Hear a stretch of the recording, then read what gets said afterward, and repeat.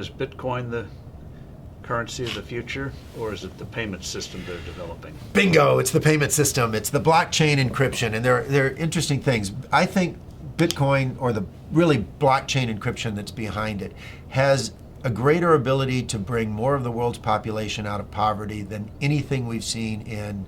Well, for one thing, it's a cheap payment system. For one thing, it's a cheap payment system, but it's more important than that. It's more important than that. Blockchain cryptography is all about digital transfer of ownership in a completely transparent and public way. Okay, I don't want to go into any of the math and the complexity behind it, but think of what that means.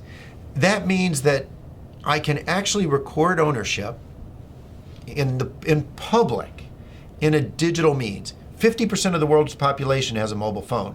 I read an estimate this month that in 2020, 90% of the world's population will have mobile phones. That's probably a high estimate, but that's okay. Now, $35 smartphones. but we're throwing them away, and they can ship them off to emerging markets.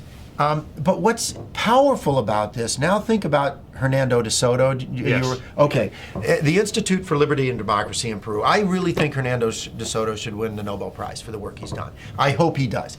But he's gone around the world and identified one of the most powerful things to the economy and the creation of wealth, and that is the ownership of property. Which you can then use as collateral. Which you can use as collateral, and when you own it, you will develop it.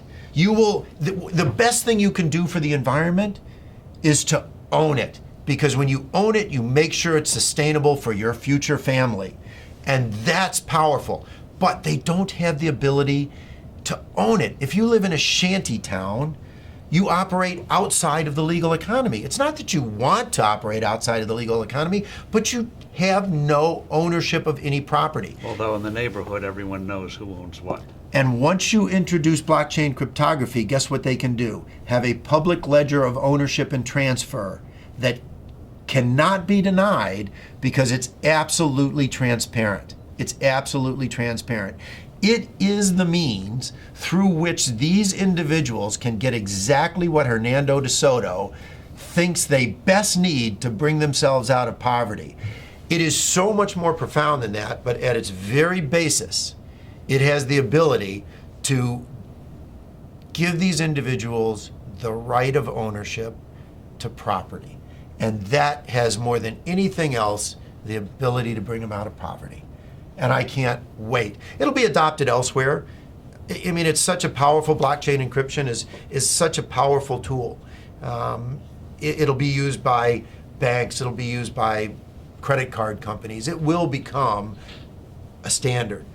But what's more interesting is what it can do to poverty around the world, to eliminate poverty. But also, what does that mean, that technology mean for credit card companies and the whole payment system, crazy gobbledygook payment system we have today? Very expensive. Doesn't that blow it away? I hope so. I hope so. I mean, think about it. When there was one manufacturer of phones in the U.S. government, what did we have? This big clunky rotary thing that sat on desks. Now, what do we have? Cell phones of all flavors, sizes. I can sit in Africa and on my cell phone take courses at MIT because they're public record. It's absolutely astounding what happens when you can actually innovate around the world and compete. And what is happening is blockchain cryptography, forget Bitcoin, creates a competitive technology, a competitive innovation that these credit card companies will have to adopt. The ones that adopt it first will bring their cost base down. And importantly, if you think about a retail store, and I have this with my kids. My kids are off in college and they go to a retail store, they use their credit card. And the credit card company costs the retailer $3 to $6. Right, because they reject well, first the fee is high, and then they reject the transaction. Because why is this card suddenly showing up in some city, some place where I don't live? So it gets cut off.